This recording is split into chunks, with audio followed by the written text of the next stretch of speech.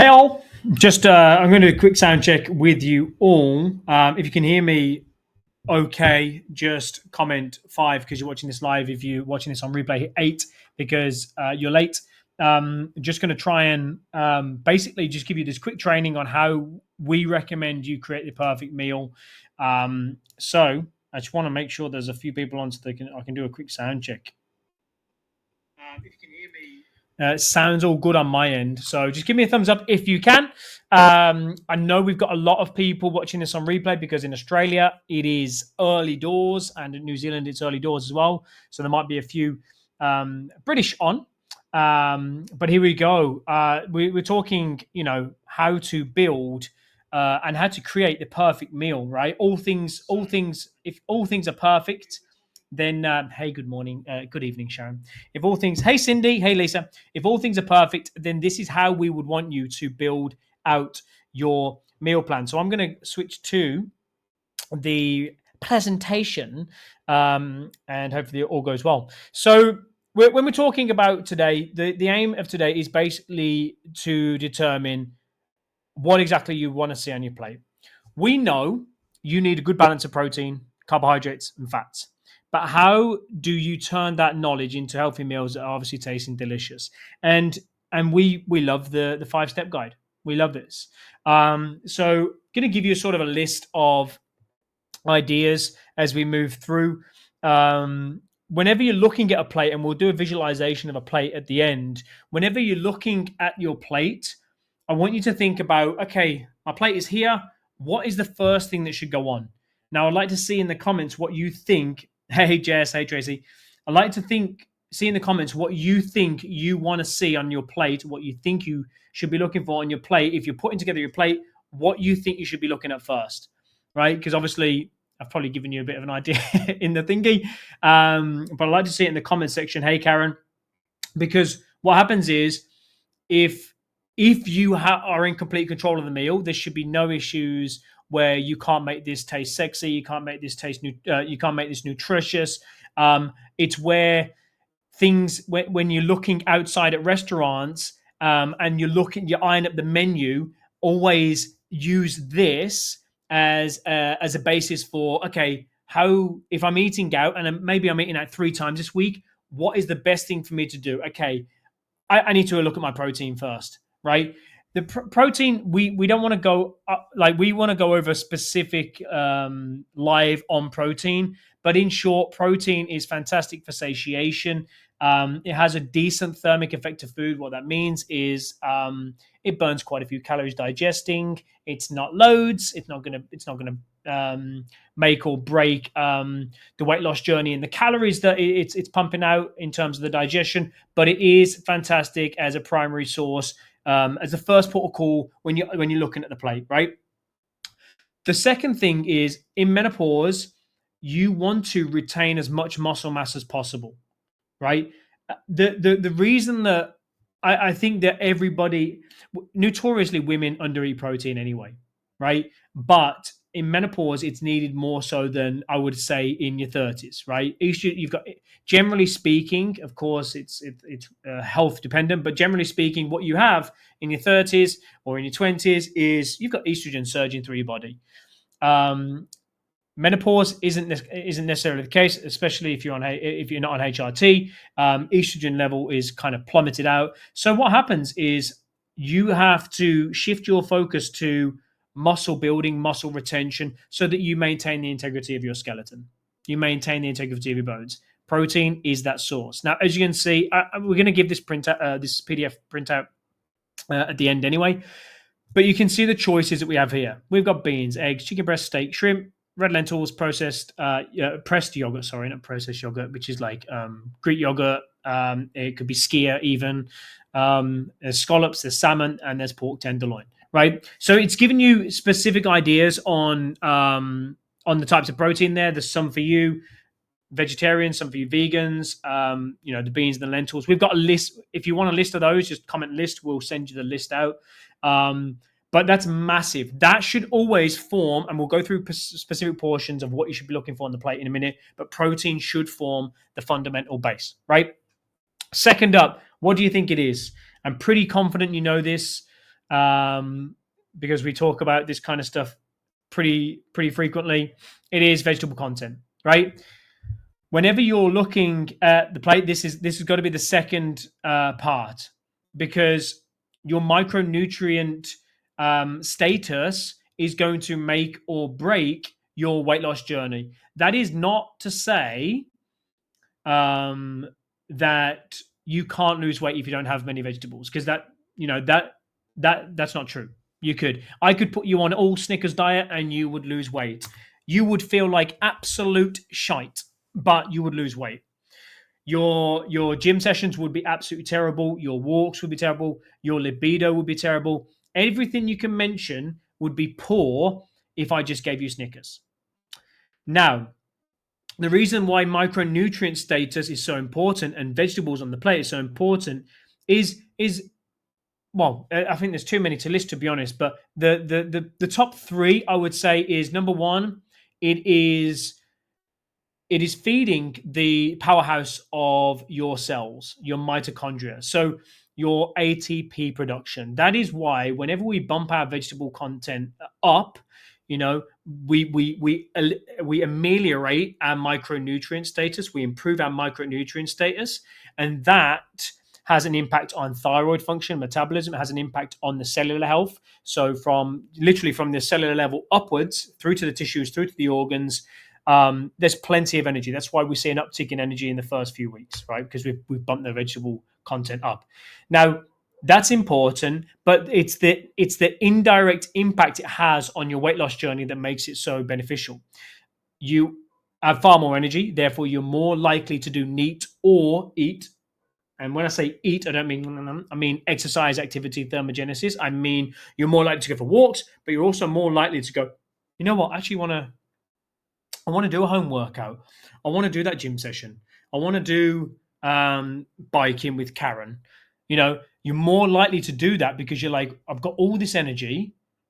I, I want to live life a bit. I want to do something with it. That's really important. The third part is the fiber content is massive for your gut integrity. This is your gut feeds off of the material that you give it.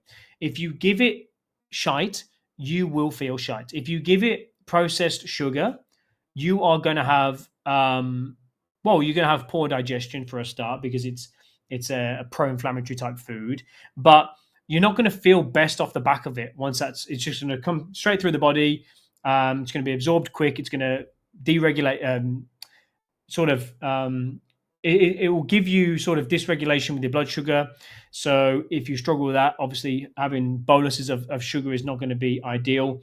But having boluses of fiber and in vegetable content, what happens is you start to ameliorate your blood sugar. You start to slow the transit of food through the digestive system. And what that means is basically you're going to feel fuller longer, but also the bacteria that's in your intestines, that's on your team, is going to have time to go, cool, we've got all this substrate, we've got all this energy, food that we can digest, and then we can give back to you, right? Because they're there to serve us, right? So they're there, like let's imagine it's I don't know, it's a Brussels sprout or something, and it's going around, it's chilling, it's going through there. It's able to, because it's plant material. It takes a while to digest, right? It's not as simple as a bit of table sugar, for example, which is like bam, straight into the system, straight into the bloodstream.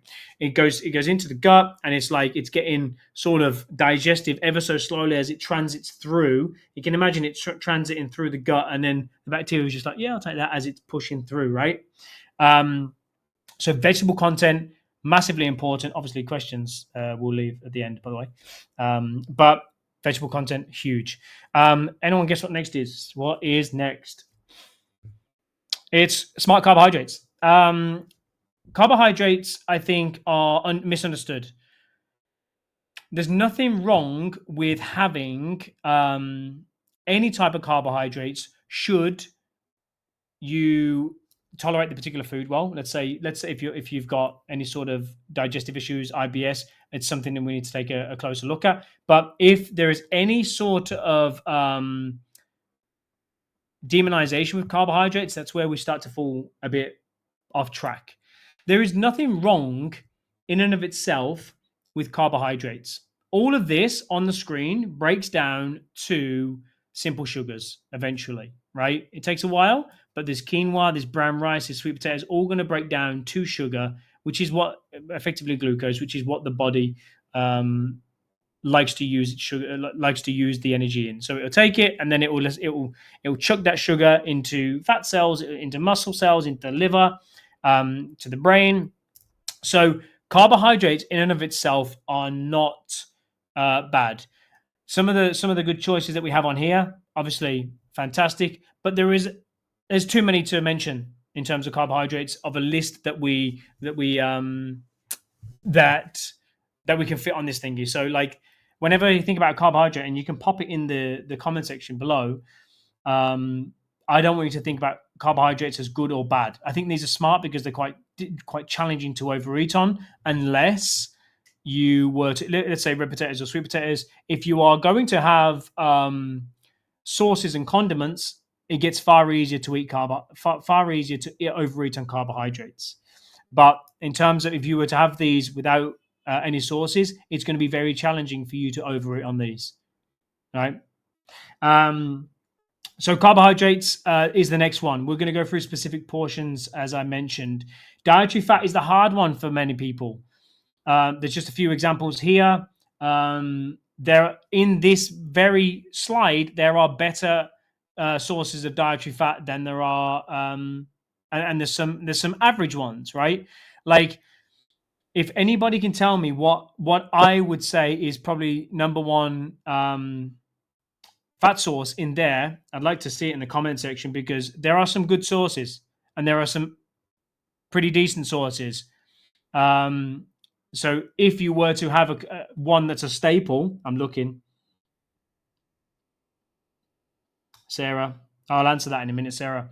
So like whenever there's fats, people get confused with carbohydrates, but whenever there's fats, people just like lose their shit. They don't understand it. This is one of those macronutrients. If in menopause you were able to basically you could only have fats or carbohydrates, I would rather you have fats, because fats and sterols, they form the basis of your hormones, right? Now, I don't want that to be a demonization of carbohydrates, because I think carbohydrates are fantastic. They're very valued. They're very Moorish and very easy to overeat on. But a lot of you, especially those that are training, are going to need these carbohydrates. Fats are going to be super important. We're going to go through portions again at the end. But avocado, nuts, hey, these are good. These are really good guesses.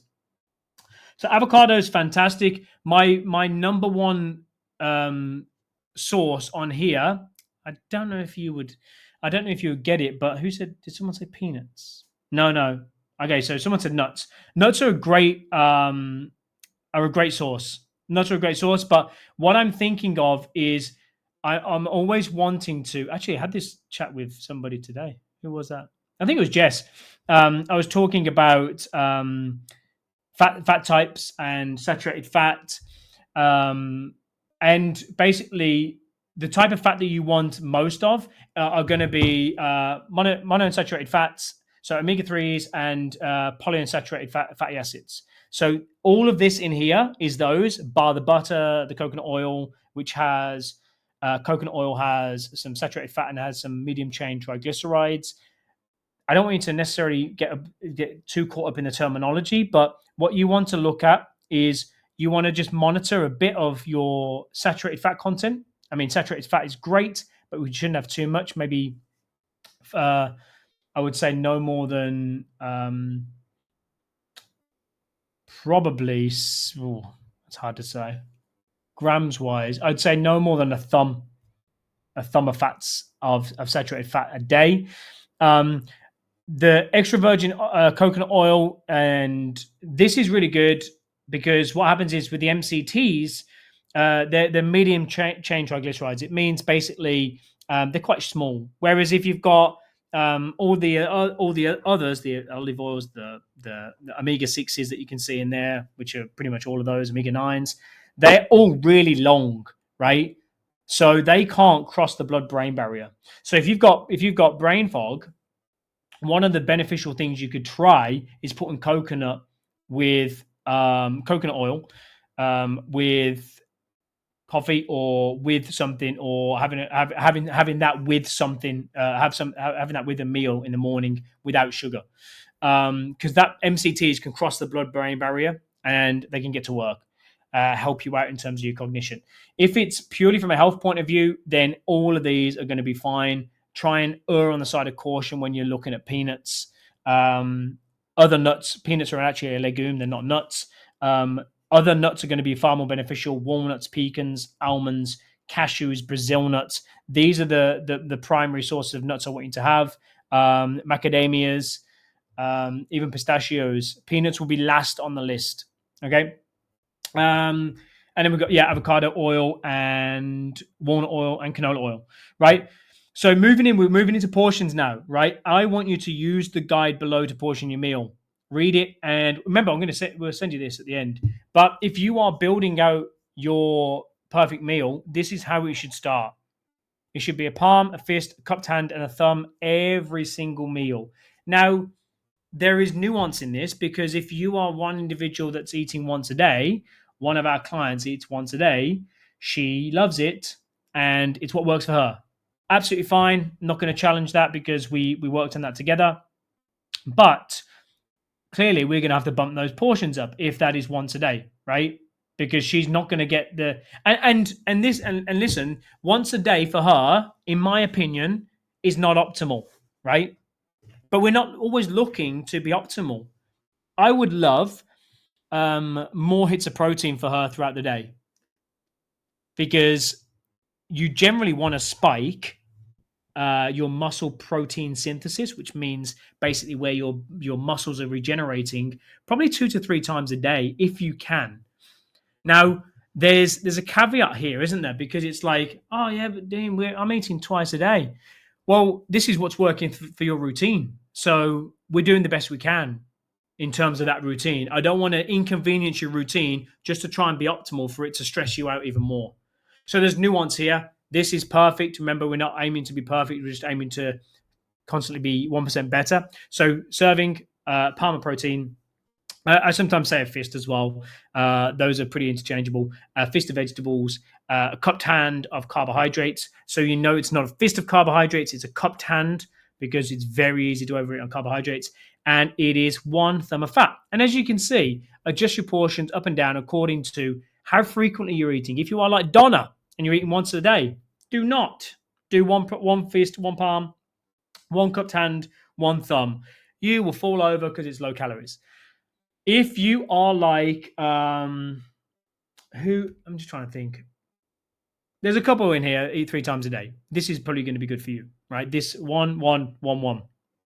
Now, you, as I say here at the bottom, you've got to adjust based on your weight, and obviously chat to myself, Vio, chat to myself or V in terms of adjustments. But you got to adjust for the weight that you are.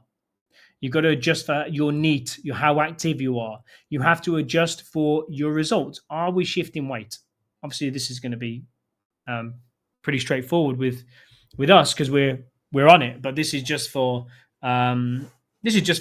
effectively you to understand the method behind the madness. You have to adjust for your appetite and satiation, right? There might be some weeks where either you're unwell or for whatever reason you're busy and you don't eat a lot. Now, that's fine. That's fine. But there's going to be a knock-on effect of that. Your your appetite probably the week after is going to go through the roof, or at least the preceding days through the roof, because the body's thinking, oh, that was really low calorie, man. I'm gonna need more calories. So it's going to drive your appetite through the roof. The one way to mitigate that is just get straight onto the standards here. One palm, one fist, one cupped hand, 1 thumb. I'm still starving. Okay, now let's bump this per meal, right? Let's go two palm, two fists of vegetables, one cupped hand, and one thumb, and then you can titrate it back up to there. You're like, I'm still hungry. What am I doing? Okay, two palms, two fists, two cupped hand, one thumb. I am still starving. Okay, we go two, two, two, two, and if that's too much, we need to look at your nutrition because there's a disconnect here, right? It's very challenging to go above two, two, two, two of everything, um, and with whole foods of those, and still be hungry. I'd be very impressed. That's not a challenge, by the way. And obviously, your next step is to choose the type of garnishes you want. These aren't even worth considering in terms of calories. Pretty much zero to none. So make it taste nice, right? Do you want to go Indian? Do you want to go? You can have the same sort of meals, but just with some different spices, and you are going to change the flavor up. You're going to change that palate taste. So it's going to give you some variety there, right? How are you cooking the food? Use the obviously methods. If we go back to step one, where are we? Choose the ingredient.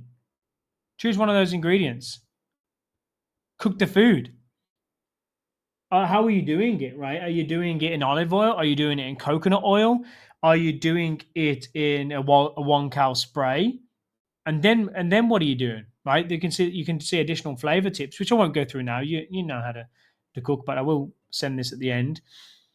And it says here, when cooking chicken, pork, or salmon, use any pan drippings. A lot of people, if you're just tracking purely calories, a lot of people will say to you, oh, cook in one cow spray or whatever, and we do that, bearing in mind, but sometimes we don't. But you cook in one cow spray, or if you're cooking something, tip away the excess fat. But it's not necessary.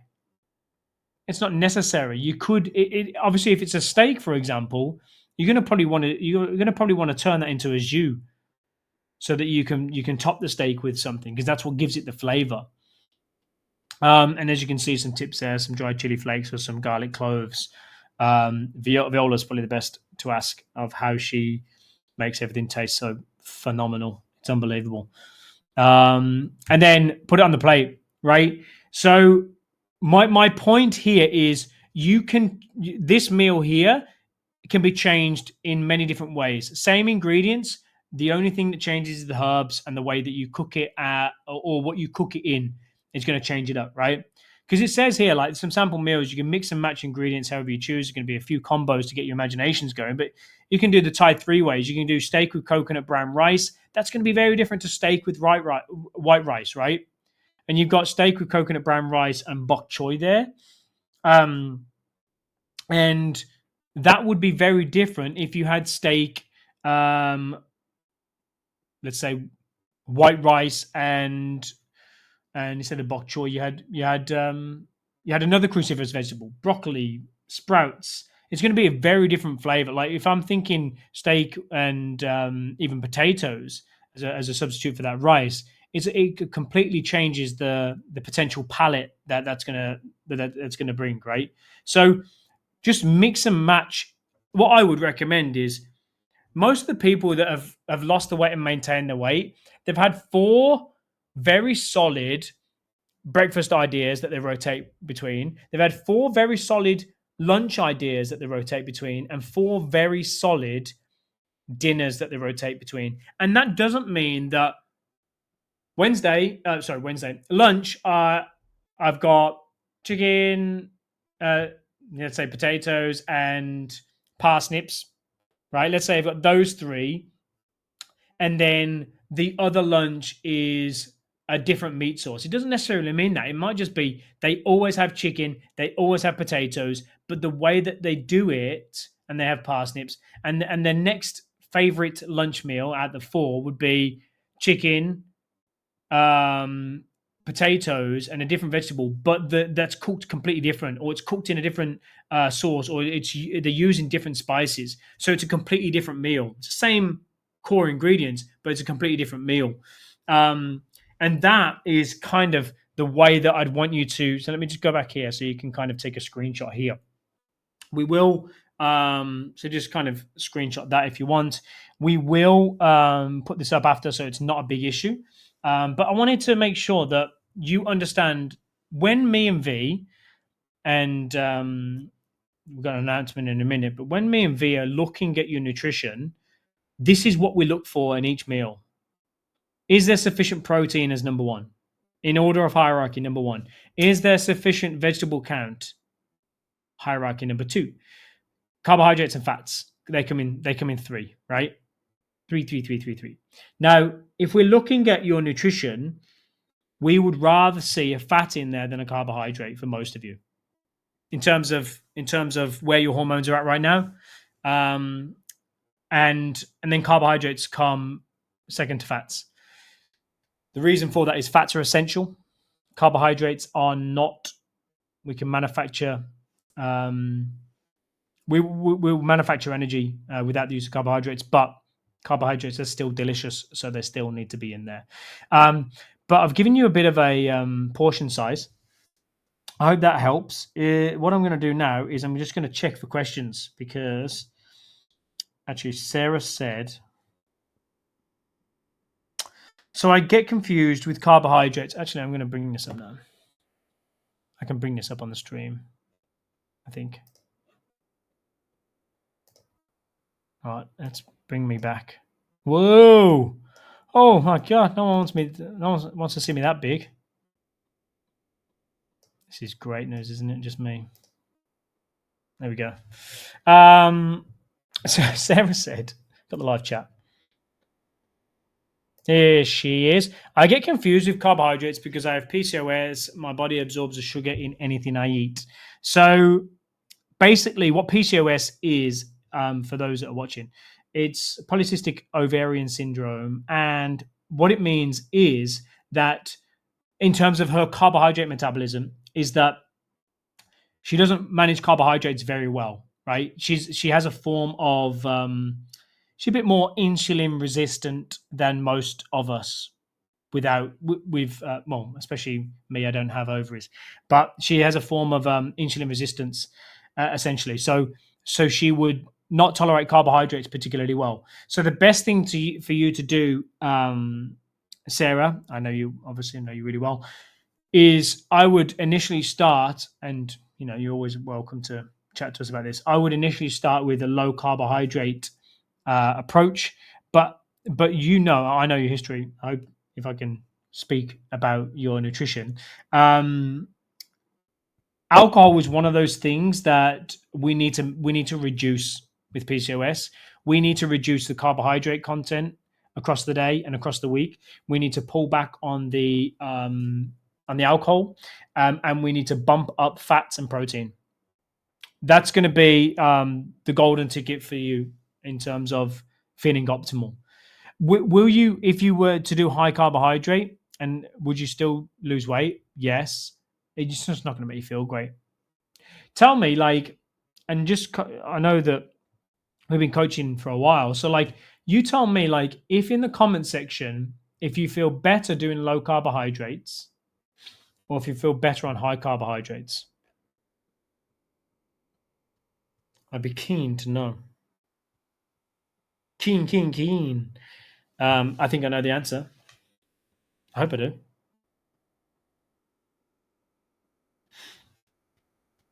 I'm just waiting for the answer to come in.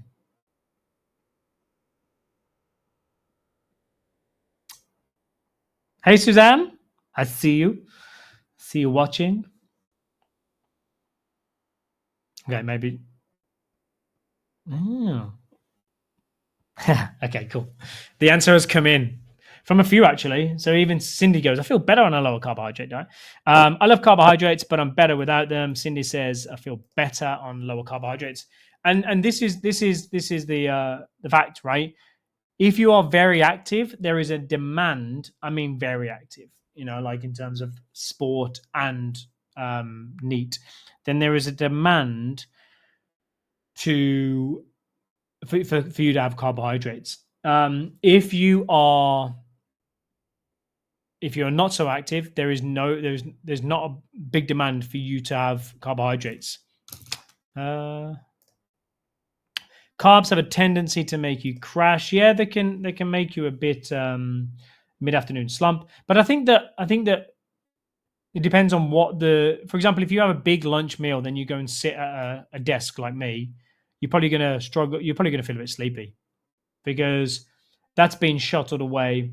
Everything's been sort of you're in a parasympathetic state. You're in a rest and digest state, and you're just relaxing. Whereas if you were to have that meal and go on a walk, that would be fantastic. That wouldn't cause you to crash. Um, that is very good for your blood sugar, by the way. A walk after a meal in terms of postprandial um, blood glucose. That means after a meal, um, your blood glucose is well managed. Um, I'm waiting for more questions. Waiting for more questions to come through.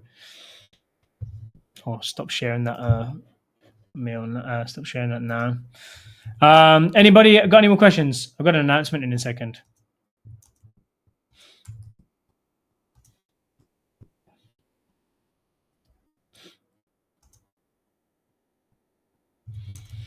Alrighty, let's have a look. Oh, Tracy. Here we go. Let's bring this up.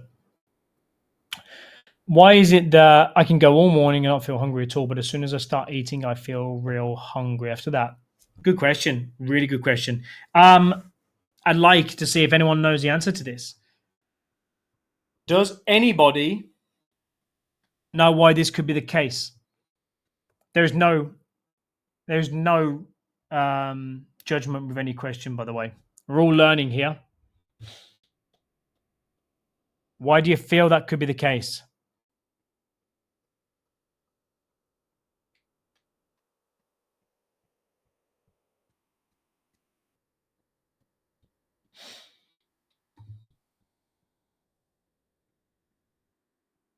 Surely one person's going to guess. One person is going to have a guess, I'm telling you.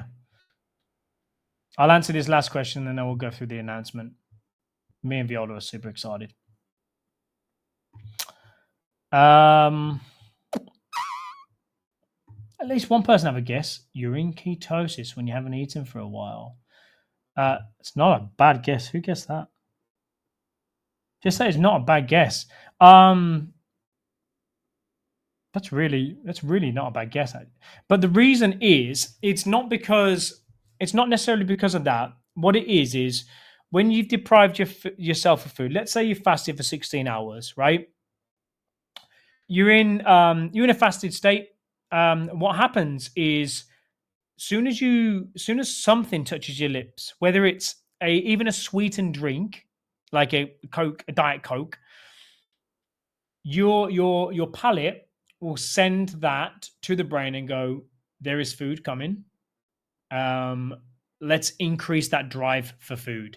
So we have something called ghrelin, which is the hunger hormone. So imagine that you're fasting and your ghrelin's just chilling. It's just like, and it's whenever you think of ghrelin, the way to remember it, I always did it like this. It was because it's like a little gremlin in your stomach, and it's like, and it's roaring. So that means ghrelin's getting, it's bubbling. So ghrelin will be chilling throughout just through your fasting period. As soon as you start, you taste something, you put something on your tongue, and you start to enter into the stomach. That'll feed back to the brain saying, hey, food's on its way. And because it sees it as an opportunity to consume calories where there's been none for 16 hours or 20 hours or 24 hours, whatever fast you're doing, the drive is crazy. That's why sometimes after a fast, like, the food tastes like I've never tried this, but it tastes like drugs, crack cocaine. It's like, whoa, what is this? It's like we have smashed, me and Viola, like we normally fast in the morning, and then our first meal will be like smashed avo, eggs on toast, and it's like that egg is like, oh, it's so rich, it's so delicious.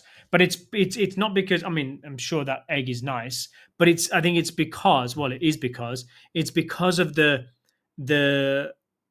heightened sense, the heightened palatability of the food and the duration that we haven't eaten for. Right? Let's say we've had 8 hours of sleeping, we haven't eaten, then we've had another 8 hours where we're doing work, and then we go to the gym, and then we come back, and then oh, holy crap, that's delicious. Um, yeah, so that's the main reason why.